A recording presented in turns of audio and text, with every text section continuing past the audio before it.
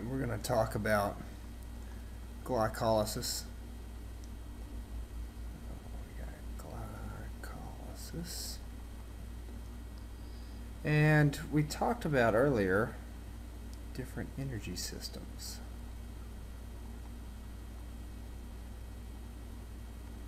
And we've already gone over the ATP energy system, so ATP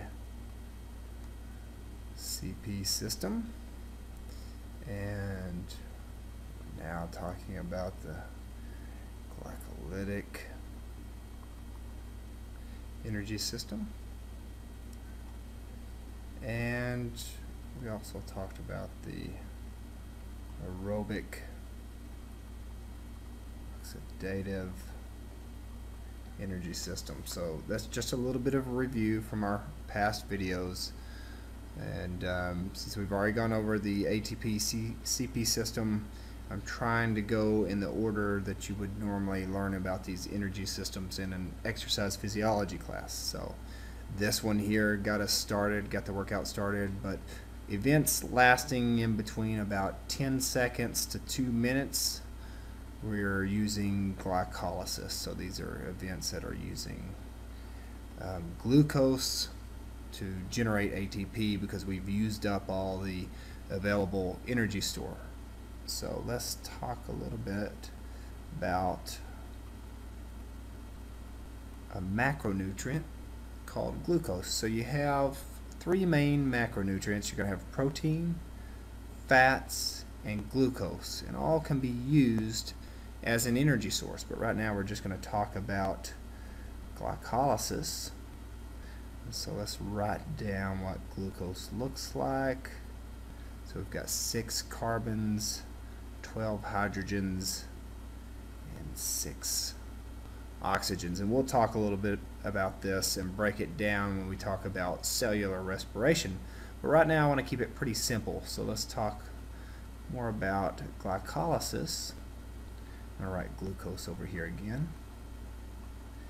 And I'm going to simplify this even more, and I'm not going to draw out the hydrogens and oxygens. I'm just going to deal with that carbon backbone because this is going to be important for that lecture. So you just have to pretend and envision that these carbons are linked to oxygens and hydrogens that make up the glucose molecule. So let's talk about how glycolysis works. So we have these 6 carbons that are linked. I'll bring this up here real quick. And so we want to break this down. We want to break it down into a p-gal. So I'm going to write that out here. So there's our p-gal, and I won't go any more in depth on that because I want to keep this as simple as possible.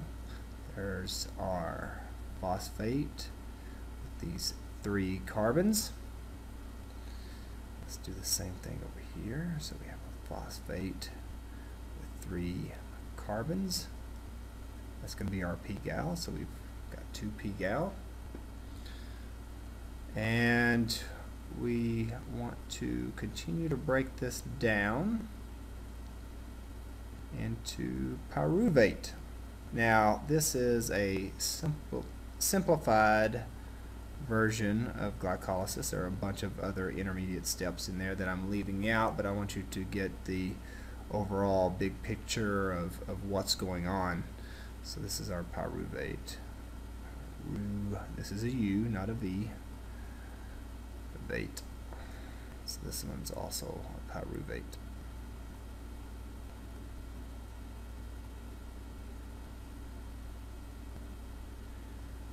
Okay, so there's glycolysis. Now let's kind of talk about what's going on.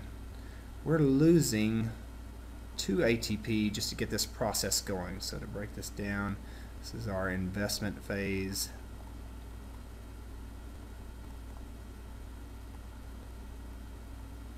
So that's going to cost us 2 ATP. So this is 2 ATP for the investment phase. So we're having to use 2 ATP, but down here in the payoff phase, it's going to pay off for us.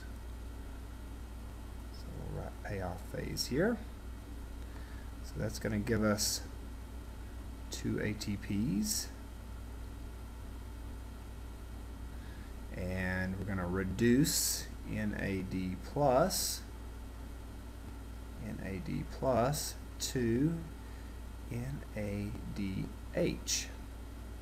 So we're reducing that, and I'll explain reduction and oxidation in another video so that you can kind of make that chemistry link to what we're doing here. So on this side, we're also getting 2 ATPs, and again we're reducing NAD plus to NADH. So this is really the end product here, end product of glycolysis. So we can use this pyruvate in cellular respiration if oxygen's present. And we'll talk about that a little bit later, but let's look at what we would get out of glucose and how it's really used as an energy system and how we're generating the energy. So after this is all said and done, we're going to net 2 ATP. So there's our energy we're creating from this energy system. We're going to get 2 NADH. Oops, that should be a D. NADH. So we got 2 NADHs, 2 ATPs, and we'll get 2 pyruvates. And so you may ask, well, why are we just getting 2 ATPs here? When up here it looks like, let me bring that down, that we've gotten 2 ATPs here and 2 ATPs here. And you're like, well, why isn't that 4 ATPs? It looks like we've made 4 ATPs. Well, we had this investment phase. So we have to take that away from these 4 ATPs that when we're breaking pGal down to pyruvate. We are generating 4 ATPs, but we lost 2 in the investment phase, so that's the reason I've got 2 ATPs down here. And these NADHs that we are creating will eventually be used in cellular respiration, as will the pyruvates.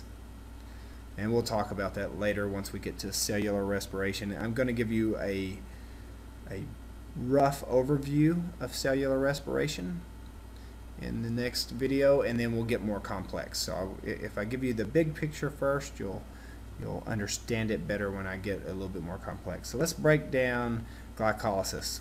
Here's our glucose, and so here's our 6-carbon backbone, and we broke it down to pGal.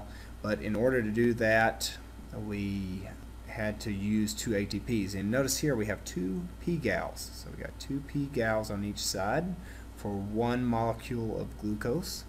If you move down here, once we break pGal down to pyruvate, we're going to net 2 ATPs from this process. You see 4 ATPs here, but we've already used 2 ATPs up here.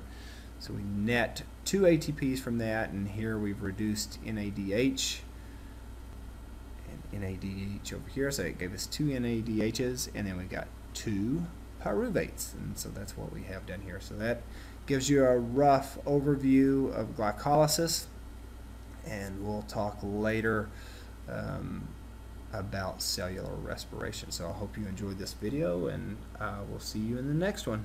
Thanks.